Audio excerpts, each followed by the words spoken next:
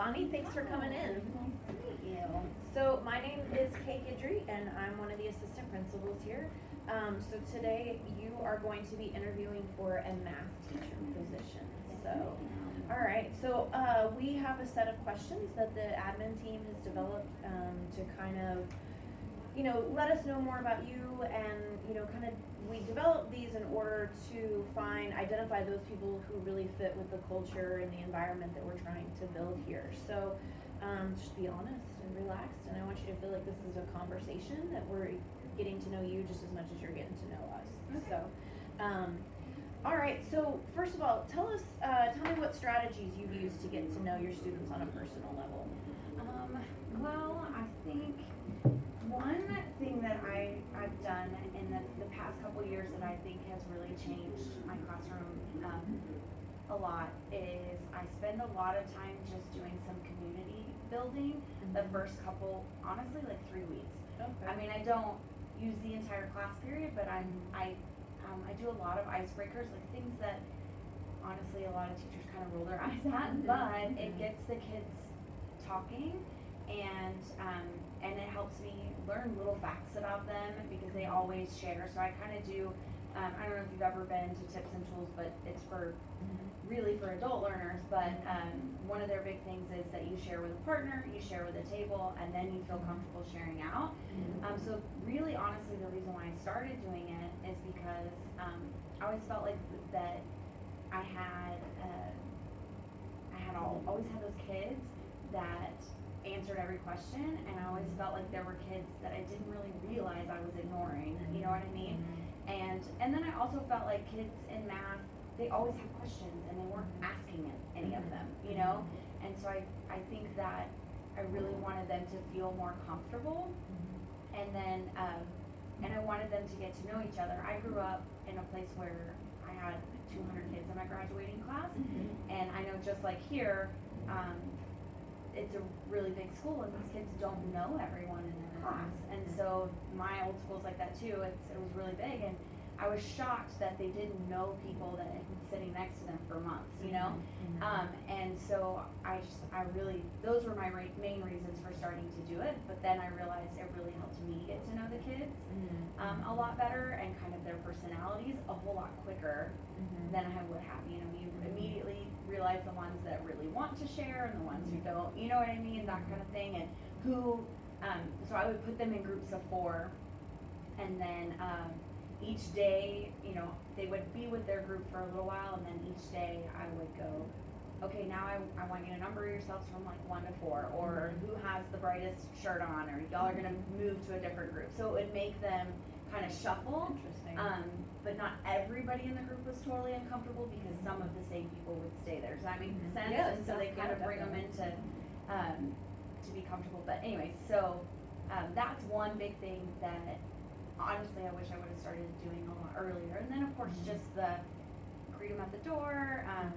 I always did warm-ups, and I did warm-ups to kind of reteach stuff at the beginning of class and kind of a low stakes setting, because basically as long as they were working and trying, they would get a stamp each day, and it'd be 100 at the end of the week or whatever. So I would go through, I would take roll, they'd be working on warm-ups, and I'd walk through the rows, and I would stamp. And it started out that I wanted to reteach and things like that, but then I started going, oh, hey, what's that book you're reading? Or, ooh, I like your new shoes, or little things like that. And it became so much more powerful than I ever intended it to be. But so big things at the beginning of the year, and then little things throughout. To go yeah. on. So you mentioned your graduating class was like 200. Where are you from? I'm from Marble Falls. Oh, okay. It's a little town. It's a lot bigger now than when I was there, but yeah, it's a little town. Gotcha. I'm not sure I know exactly where that is on the map, to be honest Yeah. with you. It's a little ways away. There's some lakes. Yeah. All the lakes. Did you ever have kids when you were doing the icebreakers? Did you ever have kids that would like push back and not want to move? No. No? Never? That's amazing. I think it's because, I don't know, I think it's because we started out with, they stayed with their same people for a little while, and so they started getting comfortable, and so the activities themselves, they got more comfortable. And I think it just, I don't know, maybe it was because I was communicating the importance of us all getting to know each other, but no, I mean, and it was random. That's the other thing, is I wasn't picking on a particular kid. It was like there was at least, you know, 8 kids that were gonna have to move, you know what I mean? So it's like, I don't know, I guess I've never had anybody say no. You know, cause there's always that one Yeah. kid, so. I don't know, I guess it's the, and it's new. It's at That's the true, beginning of the that's year, true, so yeah. it's when they're still trying to figure me out, and they're still trying, you know what I mean? So they probably don't know Yeah, so much what they can get away with, but. well, and you're right, if it's the beginning of the year and everybody's new, they're not necessarily comfortable with one Yeah. group or another, Yeah. so that's a really good idea. Yeah. I like it, that's really cool. Settled into it. So, one of the things that we're really big on here is obviously student relationships and just, you know, interacting with kids. So, what's an experience from your life that's helped you build a relationship with your students? Well, I think I have a very strong sense of empathy, because I was a very young mother, so I was a teenage mom, and in my old school I had several teenage moms. I wouldn't really advertise. I would just say I was a young mom, you know, and they would figure it out because I talk a lot about my family and realize that I didn't quite look like some, you know, their parents or, you know, things like that. So they usually would figure out that I was pretty young. But I think just, I think that experience for me made me very empathetic. I realized how quickly, especially being in a small town and getting pregnant at a young age, people were pretty ugly, and said, you know, they just didn't treat me very well. Even though I was a really good kid and did really great at school and, you know, had a lot of things going for me, that one thing, people kind of judged me for, and I think I felt a lot of judgment, and so I think that has taught me not to judge. So I think when a kid comes in and says something or acts a certain way, or, you know what I mean, it seems different, I don't think I react to it. You know what I mean? And I think that I'm pretty unbelievably accepting and forgiving because of that, and how poorly I was treated, and I think, and just how hard life became right after that. And so I just know how hard some of those kids are working, and you know what I mean? So I think I just, overall, that experience made me really truly empathetic, but I think it also made me kind of an open book, that it's like, you never know what people are going through, and Very true. I don't try to I try to be who I am all the time, and I try not to act like I'm this perfect teacher who never makes a mistake, or, you know what I mean, that kind of deal. And I think that they quickly see me as a human, and I think that makes me more relatable, and I think they feel more comfortable with me, and I think I connect with people in general pretty quickly because of that. I think you've nailed it on the head. One of the big things about like building relationships with kids is them knowing that you're not perfect, and that they don't have to be too. Yeah. You know, and leaving some room, some space for that. So how old is your kiddo? He's gonna be 17 next week. Wow. Wow. I think that changes a lot too when you're building relationships with kids, when you've seen your own child grow up, and it's like, you know that they can make their own choices. Yeah. And you're like, he's still a good kid, but he, oh my gosh. Yeah, so you're a little bit more forgiving for your students. Definitely. One, and I think it's been cool to watch him see the teachers that he's connected with, because I always ask him, well, why do you like that person? Or why do you like that class?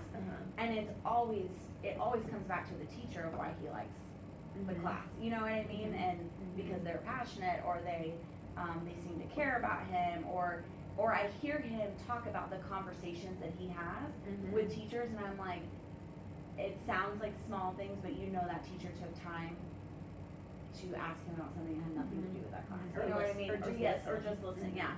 And so yeah, that has definitely helped me be a better teacher, for sure. So you mentioned that he'll talk to his teachers, and that he tends to be teachers that are passionate. So how do you kind of maintain your passion for teaching? I think the kids make it pretty easy. You know, I mean, they're just so fun and so funny and different every day. You know, I think I don't ever get bored, even when I've been teaching. I mean, so like of the 14 years, 9 of the years I had Algebra 2 that whole time. I had a different prep with it, but I had Algebra 2 that whole time, and I never got bored with it because the kids were always bringing a new challenge and you know, do I need to push it? You know, are they super advanced? Do I need to make it harder for them? You know, or challenge them a little bit, or oh my gosh, they're a little bit low, and let me do this, or oh, they're just a little immature, or you know what I mean? They're always just bringing something different to the table that makes it interesting for me and challenging for me. And I think as long as I feel a little bit challenged, then I'm interested in wanting to keep going because I want to succeed. You know what I mean? Like, I'm not a super competitive person when it comes to like sports or like a board game or anything. I could care less. But like competing with myself and accomplishing something like that is a big deal. So I think that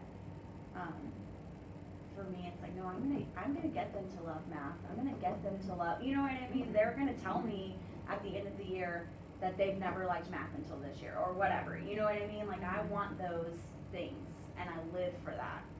So, okay, one of the questions in here is, what would your kids say about you? So, I think they would first say that I'm a little bit kooky. I'm a little weird. But like, I mean, I feel like math can be so boring, especially when it's difficult for people. It's really hard to make math fun, so I feel like I have to be silly. It was a show. It's a show every day. You know what I mean? Like I felt like I had to be silly and funny, and I'm not really actually funny. I just kind of unpredictable, I think, is what would come out of my mouth. You know, they'd be surprised, you know. So I think I'd like to surprise them a lot. But I would say, I will tell you that one of my former students, his mom used to cut my hair, and when I found out she was a hairdresser or whatever, and I knew some other people that went to her, the first time I'm sitting down with her, and she was like, oh, Jacob just loves you, and I was, oh, that's sweet. I go, and I think I said something like, well, I'm surprised because I kind of push him a lot, and she goes, no, he says, Miss Weed is super fun, but if you step out of line, she will put you right back in place, Nice. and so I was like, okay, so I think that, I maintain a respect with them, a mutual respect. I don't freak out over little things, but I do hold them accountable. I think that sometimes other teachers could misconstrue that because they enjoyed my class so much that I made it easy. But I never, ever did. Because I will say, I had another parent that's a principal in our district stopped me one time and said, who was your hardest class this year? And he said, Miss Weed. And then she said, well, who did you learn the most from? And he said, Miss Weed. And so I'm like, and I had a great time with that kid. We were laughing all the time. But I still pushed them to learn what they were supposed to learn. So I think that you can be comfortable and they can be comfortable in there and still get a lot done. But I think that took me some years to figure out. I mean, that's definitely a classroom management skill is something, right? It takes some time. But so you mentioned about like pushing them to achieve and that sort of thing. So what does a successful kid look like in your class? What does that, I guess, push look like? And I think to me, it's all relative to the kid. So for some kids, I think being able to sit and not get into mischief for an entire class and actually get through a few problems successfully is success for a certain kid, like if they can complete 3 problems correctly, that's success, right? For other kids, I might say completing, maybe 3 problems but on a whole different level successfully, you know what I mean? Or another kid just being able to use the calculator in a way that's helping. Another kid not using the calculator at all and you know what I mean? Like, so I think for me, it's just about growth, that you're constantly trying to get better than you were the day before. Because that's what I feel like is success for me. That as long as I'm trying to get better and not staying the not settling for the bare minimum. So, and I think that's probably the hardest thing with high schoolers is,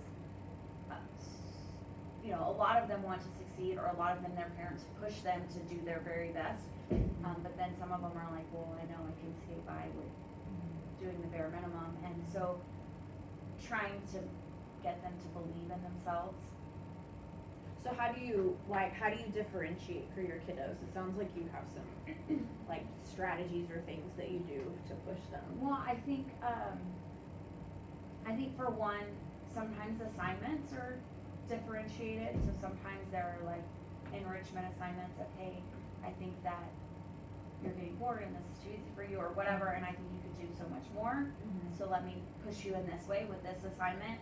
I try not to make it look obvious. Because I think that can mess with people sometimes. It can go to some kids' heads. This is true. You know what I mean? And it can kind of hurt people that are struggling. Because I think in math, majority of kids say that math is hard, right? It's a minority of kids that think it's easy. So, and a lot of them have a lot of voices from parents and other, you know, family members saying, oh, math, I sucked at that or whatever, and so or why aren't you faster? Yes. Why aren't you And better at this? I think every person has like a traumatic math story, because even I do. And so I want to change that. I want them to feel success. So I think one, I try to structure like notes too, so that it's like, you know, we do some examples or we talk about what we discover or whatever together, and then there's like some guided practice where I'm maybe just barely helping, you know, but those kids who are good can keep going. Does that make sense? But and they don't have, nobody has to know that they get to keep going, and they just do it, you know what I mean? And I'm walking around and helping and things like that.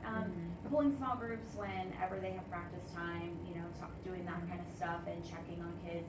I'm really purposeful on my seating charts, and where kids sit, and I keep them on their toes, because I shuffle that after every test. I shuffle the seating chart, and they don't get to choose. And even when I was teaching pre-cal and I had juniors and seniors who were pretty high functioning kids and high achieving kids, I still would do it, because there were certain kids that, you know, I needed them in a certain place because I thought they were going to struggle with something, or because they had struggled with something previously, and I knew that something was coming up that I needed a quick, you know, I needed to be able to quickly get to them. Right. Sometimes I would do groups where it was multi-level, and there might be like an expert in the group that was there to kind of help. Sometimes I might do some homogeneous too, like where the low kids are together and I'm checking in on them. So I think it depends on the day and the skill. that Also day. sounds like it kind of depends on the kids too. Yes, And that's, exactly. it's, I don't know if you can answer this, but like, what would a typical day in your classroom look like? I like routine. Okay. So my son Jack has ADD, and I have never been diagnosed, but he is very much like me. So I would say that I know, and I've just found that kids kind of thrive on routine. They don't want it to be boring, but they also don't want to be surprised every day. Right. You know what I mean? They don't want to come in having no idea what the day's going to be like. Am I going to be telling them they've got a pop quiz and they're going to have to do 100 problems, or you know what I mean? Or do they get to do nothing today? Or you know, stuff like that. So like, I'm pretty structured as far as that goes with a routine. So one thing I've never ever given up is warm-ups. I know probably early in my teaching career it was like a buzz thing, you know, oh, do bell ringers, warm-ups, blah, blah, blah. And so I jumped on the bandwagon, but at the end of every year, I always do a survey with the kids, and I tell them, you know, it's to help me get better, and each year, and something that, one of the questions is always, what is something that I did or was built into this course that helped you be successful? And it never fails that every year they would say the warm-ups. So like, so that's one thing that I've never let go of. Okay. Is I would say, so that's always part of my day. Then the rest of it it kind of varies because some days it might be like notes and introducing something. Some days it might be like discovery, activity with the calculator. So I love the Inspire and using the activities that go with the Inspire, and having them discover some of the things that we're gonna learn instead of me telling them. Or it might be like an extra practice. So I almost always, I'm not gonna do like notes 5 days in a row or anything like that. So I'm maybe max 2 days of notes, but then there's always a day of like we're doing extra practice or it's some kind of activity and something like that where they're not just sitting and getting it, but they're getting an opportunity to show what they know. So that part would be something that changes, but I always kind of do like a warm up, and then there's not necessarily an assignment, but some kind of closing where we're doing some problems together, or they're checking some problems that they did, or you know what I mean, and then the middle kind of changes depending on the day. But that warm up, I mean, that's how I reteach. When kids are absent, that saves their butts, when if they've been absent, because I can go through, if there's a particular concept that just is continually getting them in trouble, I constantly can spiral that in different ways. And I'm always telling them, don't worry, I got you. Like, we're gonna do this. Sorry. It's in burning you. I'm sorry. It's toasty.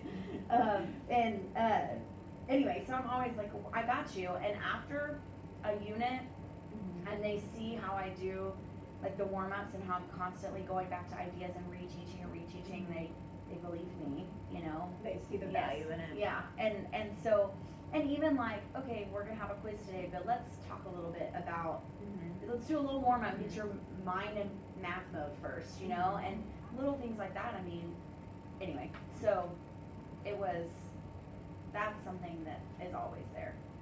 The other parts kind of change a little bit, but I would say there's a lot of talking, and there's a good chunk of movement, because I think it's hard for them to sit down, even if it's a crazy, because there's always those days where you just got it's jam-packed, right? Right. But even if I can just get them up to come pick up a paper, Right. you know what I mean? Just so that, yes, something to make them stand up is so important. So I would say warm-ups always, talking always, and movement always. So this might be kind of redundant, but I know because I was an English teacher, and so you run into a lot of reluctance with kids who they don't want to write, they don't want to put pen to paper, and so I was the reluctant kid in math. So what are some things that you do to kind of reach those? I mean, it sounds like you're doing a lot of this stuff already, but those real reluctant kids.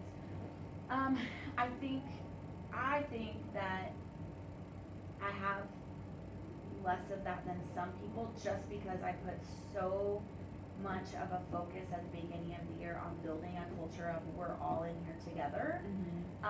And then part of that I build in is that whole growth mindset. I think growth mindset is really important regardless, and I know that that's like a buzz thing right now, but I mean, I wholeheartedly believe that changes the way kids think in math specifically, because like I said earlier, I think that everybody has some kind of traumatic experience that they've had in math somewhere along the way. Like mine is 4th grade math minute math multiplication effects. Oh, yes. Crying. Yes. Those things. Yeah, and so I feel like every kid has something like that along the way where it made them doubt their skills in math. And so I think I really preach the I don't understand yet, or you know what I mean, and I'm constantly going back to that. I really love Jill Bowler, and so I would use some of her stuff and actually explain to them how the brain works, and that when you make mistakes, it's a good thing, and it makes you smarter, and it makes your brain heavier, and blah, blah, blah, all that stuff, because they've never heard that stuff before. And I also think they think that math, they have, especially when they're juniors and seniors, they have this idea of who they want to be when they grow up. And some of them are like, I'm never gonna need this. One, they're usually mistaken. Usually there's math in there that they don't realize, you know. 2, they usually change their mind, and so that they, you know what I mean, they go a different direction. But so the other thing is I always preach that, this is about making you a better problem solver. It's not about you being able to divide and add and multiply well. It's like your brain is a muscle, and a basketball player doesn't just stand at the free throw line and shoot free throws. They also go to the weight room. They also run. They do, so like your brain has got to be worked out in a way. And when you become a problem solver with math, you're gonna use those problem solving skills in other areas of your life. That's true. And that's what employers want. They don't want you running to them every time something goes wrong. They want you to fix it before they even know something's wrong, And so those are things that really early on I'm talking about. And I wholeheartedly believe it. It's not BS, and so I think that they know that I believe that. So I think that cuts down on a lot of reluctance for me.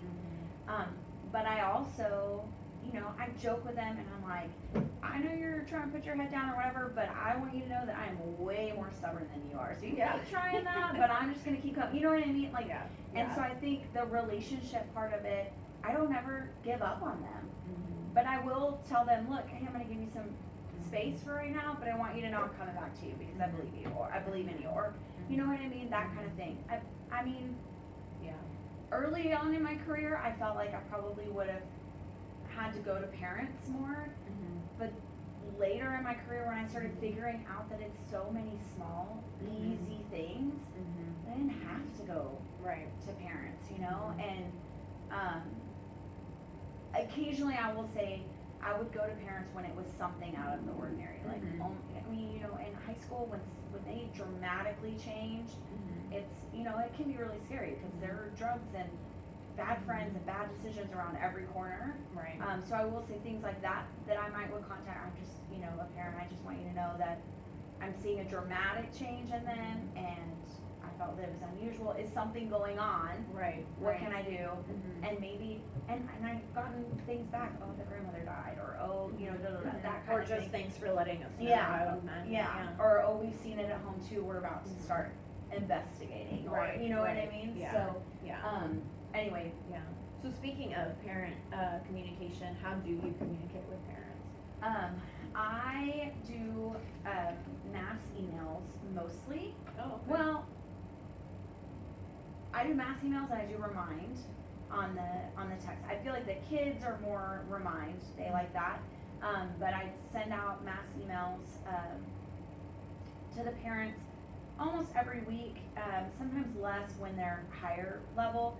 Like in pre-cal, I would kind of send them a lot in the fall, and in the spring, I would start out the spring with saying, hey, look, your kids are about to go to college, and you're not going to get any communication. So I want you to know I'm still going to send you the calendar and things like that, but I'm going to taper off a little bit on telling you tomorrow there's a quiz or blah, blah, blah, you know what I mean?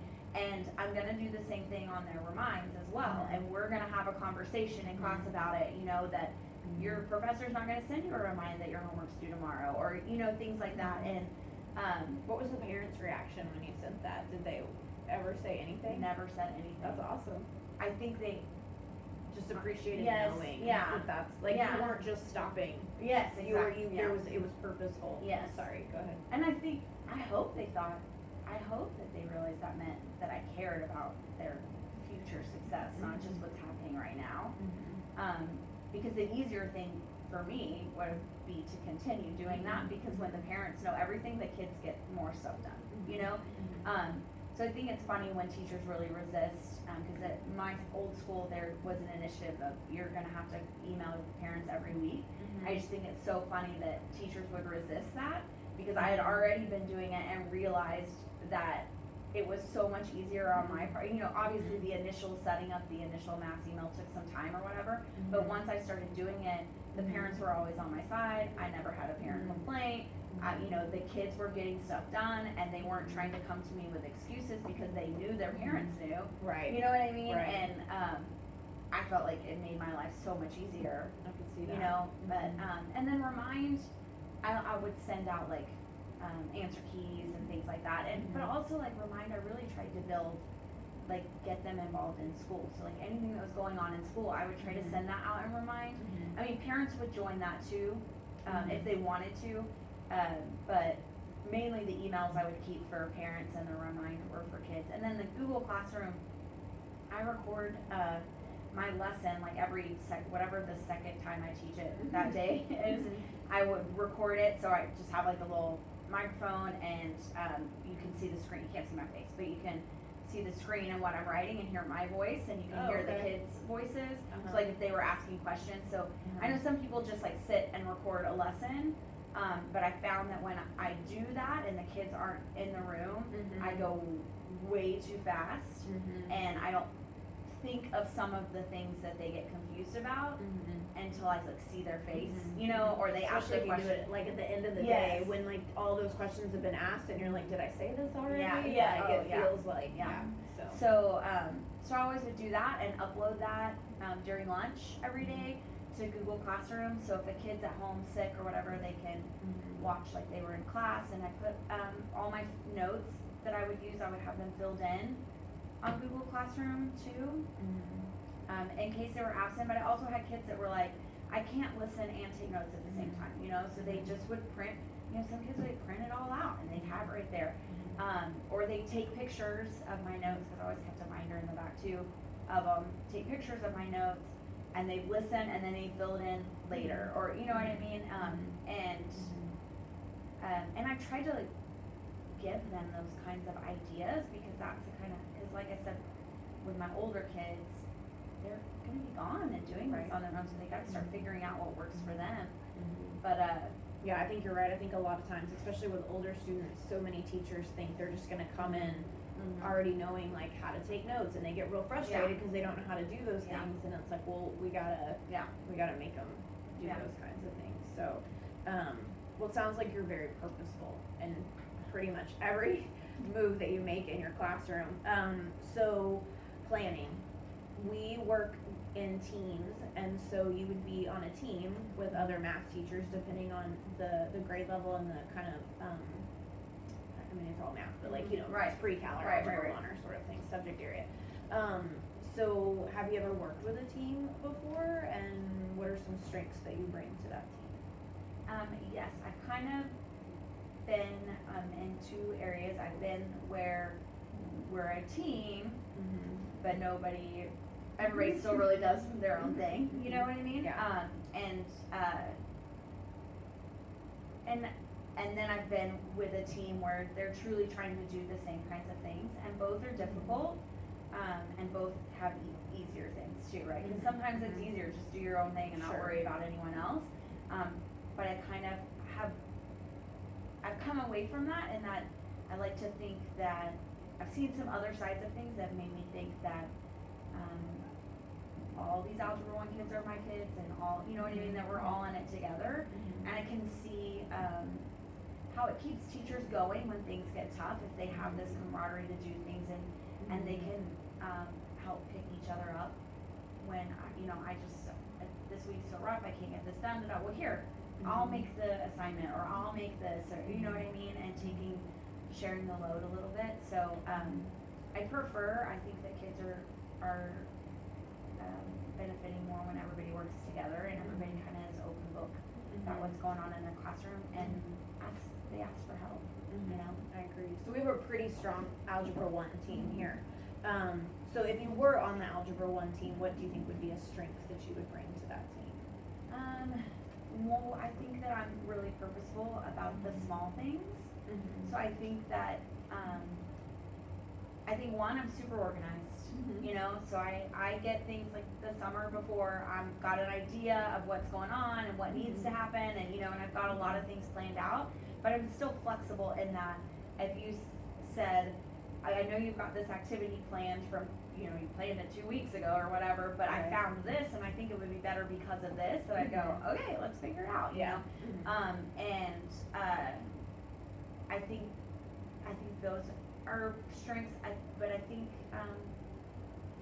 think that I'm pretty good about reminding people about the small things, because I think sometimes, especially in Algebra 1 or a tested subject, that people feel like everyone else, them, you know, they are always saying we're not doing enough, and I think that those teachers need to be reminded, no, those little things are the big things, you know, like you think, no, I know that people aren't seeing that or whatever, but you know it's happening, you know that you're making a point to do those things, and they matter, and it's important, and, Well, and you anyway. never know, like that icebreaker activity that you talked about, if you move Yeah. this kid to this table, then you never know, come like February, Yeah. that kid might have like failed if they've been left at that Yes. other, you know what I Yeah. mean, like they might Yeah. be making friends and Mhm. stuff at their new group, Yeah, or like, kids would come back and go, they'd say, it would be like spring, and somebody, I remember one time this kid going, well, remember yeah, cause he's got 20 cats, and I was like,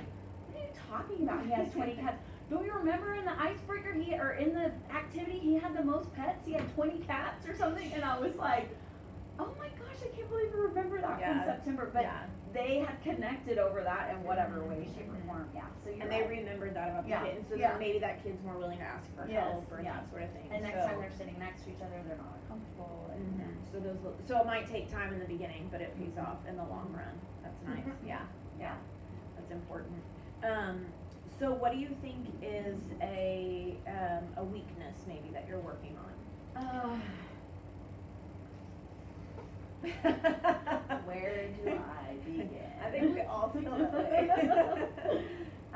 A weakness, I take things personally, so it's really easy for me to, kinda get down on myself if a team member isn't loving my ideas that day, or if the data's showing that I'm not doing the great job that I thought I was, and, things like that, so I have to really work on that, I think I overanalyze a lot of situations, sometimes, so that I have to find that balance.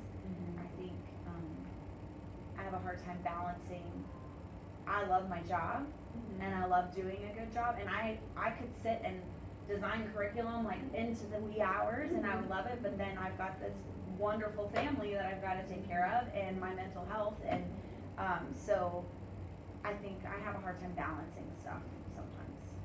I think that's Yeah. probably something we all struggle Yeah. with, especially as like moms, and Yeah, something yeah. we struggle with. So, well, thanks for answering my questions. You Yeah. sound like an incredible teacher. But what questions do you have for me? I'm sure. So I noticed online that you have, that your bell schedule is kind of different, and there's a win, it says WIN, period. Can you tell me about your bell schedule? So when is so let me just tell you the backstory. So several years ago, we used to have what was called mega lunch, and it was an hour-long lunch where kids could go to lunch whenever they wanted, and kind of, they had this hour to go to lunch, Yeah. and then they could go get tutoring, and it was great for some people and for some kids, but we had some kids that were making some bad decisions. So we went to this tutoring period called WIN, and it stands for What I Need. And we've tried it in a couple different places in the bell schedule. So currently it's right after first period, with the idea being that our seniors are off campus first period, but they can still come for WIN and then go to second period. So last year when we had WIN, it was just kind of a, walk around, go to whatever teacher you needed to go to. This year we're trying something a little different. The district developed an app for us, and so the teachers actually go into the app, and you would schedule any kids that need to come to you to like make up tests, or if a kid needed a little enrichment like you said, or a little extra practice, then you could schedule that kid to come in to you and sit there and work with you, and or the kids can schedule themselves. So like if one day you just wanted to have an open study period, it sounds like your kids probably like you a lot, so if you had an open study period, you might just have a bunch of kids in your classroom coming to hang out with you. So you can limit the number of seats, so if you need to get something done, you can do that.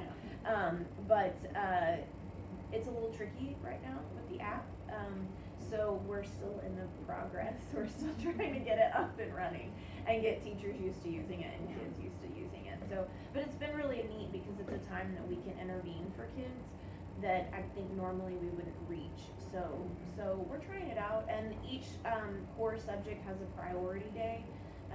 So if you I think math is on like a Wednesday. So if you needed to schedule kids, let's say an English teacher scheduled a kid on Wednesday, and then you scheduled the kid has to come to you because math is the priority day. So, but also keep in mind that if if you try to pull a kid on Tuesday, that's English priority day, so that's why they're not with you. So Okay. yeah, so it's kind of, to be honest, it's kind of a mixed bag right now. You Yeah. know, some kids liked being able to just roam the hallways freely for about 30 minutes. Yeah. So, you know, and then even some of our high flyers, they're kind of like, well, wait a minute, I have to make up a test in this class and this class, and so Yeah. we just have to convince them that you can't make up a test in an AP class in 30 minutes. Yeah. So, you know, so.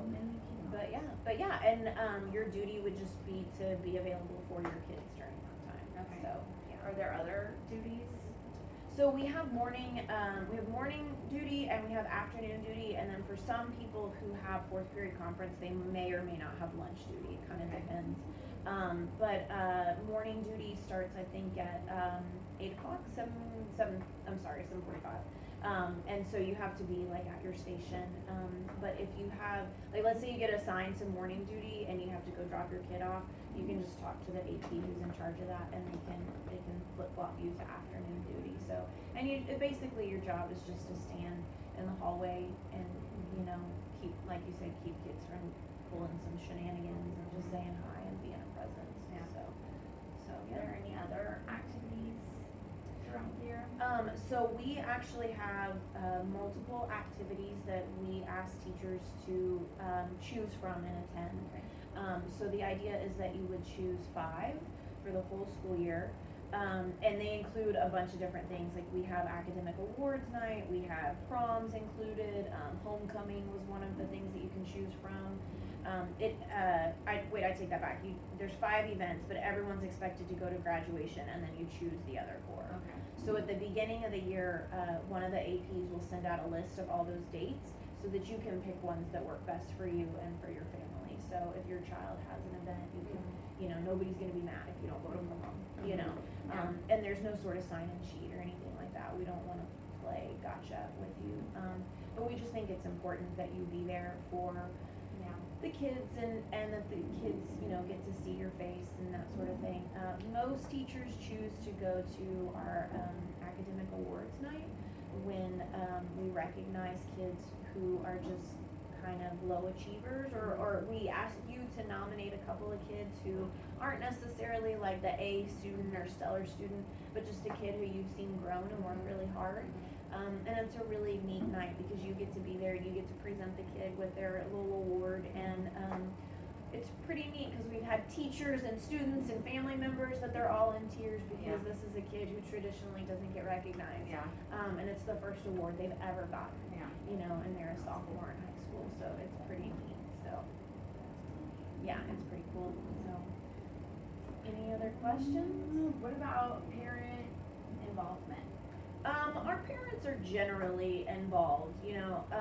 I think we have kind of a group of parents who are very involved. And then we have, of course, that kind of group of parents that they're probably working 2 jobs, and so they're not as involved. Yeah.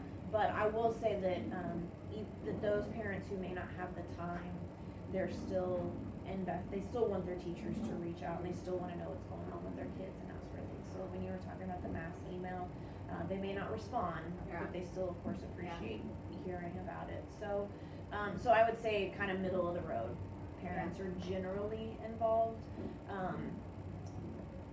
but overall, I think we probably have a sprinkling of parents who are incredibly involved. You know, you know. I do So, know. but it sounds like from everything that you've said with the strategies that you have in place to keep parents informed and build relationships with kids, that the parents would respond and really respect it and like you. I think you'd be a good fit here. So Yay. yeah, I'm so glad to be here. yeah, and we would love to have you. So you can expect a phone call. Nice All right, it to was meet nice to meet you. Bye. Bye. At the end, I was gonna be like, "You're hired."